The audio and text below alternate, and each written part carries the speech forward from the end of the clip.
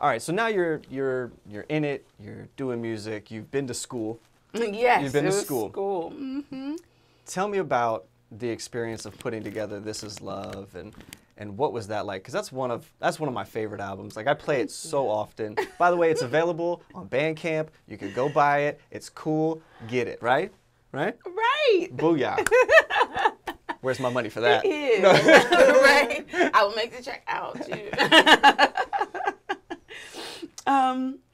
That was a wonderful experience thanks to DJ Harrison. It was a wonderful experience. I met. Look, I have to think about his stage name, his DJ. You know what I mean? Because it's your friend. Yes, let me put it out there. Yeah. Yes, but we met super random. My sister was getting married, and my cousin CJ Boyso, who also plays at church with DJ Harrison, DJ Boyso, he was singing in my sister's wedding as well. And he played some keys. And my sister, I believe she's thinking, well, he can just play for both of them and they can sing or whatever. And he was like, no. So that day, the day of the wedding, he said, my friend Chocolate is going to come. I don't know if y'all know. That's another thing that if you're from Chester, that's what he is called, Chocolate. This guy knows. So, my friend Chocolate is going to come and he's going to play the songs while we sing. And I'm just like, okay, whatever. Day of the wedding, we had never met, hadn't gone over, anything with him. We went downstairs in the fellowship hall and ran through the songs. And Chocolate was DJ Harrison. So that's how I met him, very randomly. And then ended up singing in a band called Beast Wellington and showed up to rehearsal. And there he was the drummer. So forever, we're like, we're going to make music. We're going to make music. We're going to make music. And recorded one song together before This Is Love called Hypnotize. It's on SoundCloud. And it was probably one of the most fun times I had coming up with an idea, for a song. But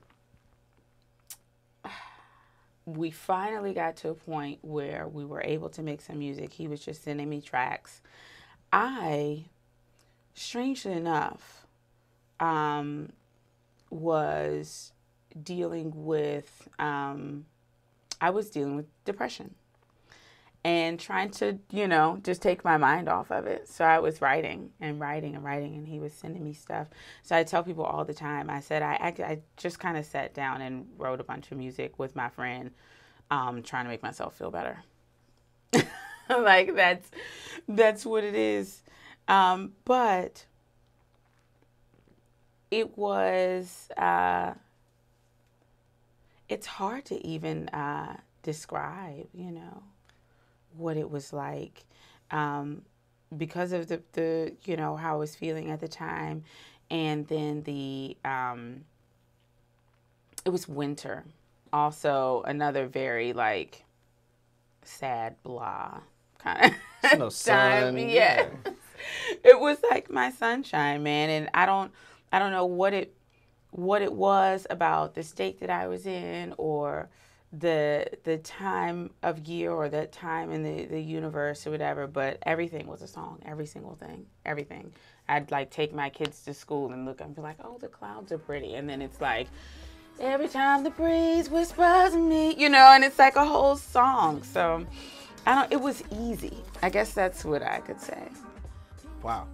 Did it help? Like, that catharsis of writing kind of help you out? No. No? That happens sometimes. No, because then, and I think that no matter what state of mind you're in when you're creating, every artist probably deals with this, then people have to hear it. Yeah, that's a big thing.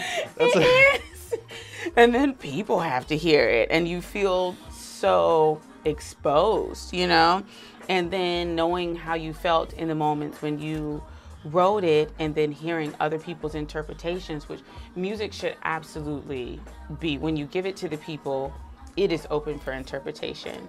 You know, there are songs that have helped me through things, you know, that may have affected someone else in an opposite way. You know, it's open for interpretation, but that's really hard. That's really hard to get over. That's not what I meant when I said that. What are you talking about? I didn't want to talk to people. I didn't want to like interview. It got really weird. Got really weird. So, which doesn't, it may have taken away from the project for me a little, and I hope you're not like disappointed to hear that, because sometimes people are. It took away from it for me a little bit, like getting things out was never truly meant to get it out and give it to the world. You know what I mean? And at the same time it was. But I don't, you know what I mean? It was just it was a tough thing to let go of. Sure. So I'm gonna have this baby and then I'm gonna give it away. Like, you know what I mean? It's hard. Yeah. It's especially if you put yourself really on to the album, because then you really are showing people who you are. Yeah. And we're all, you know, to an extent, Yeah. or to no extent, we're all scared of being judged. Exactly. Even though we say we don't care what other people think, when it really comes down to it, I think we all kind of do.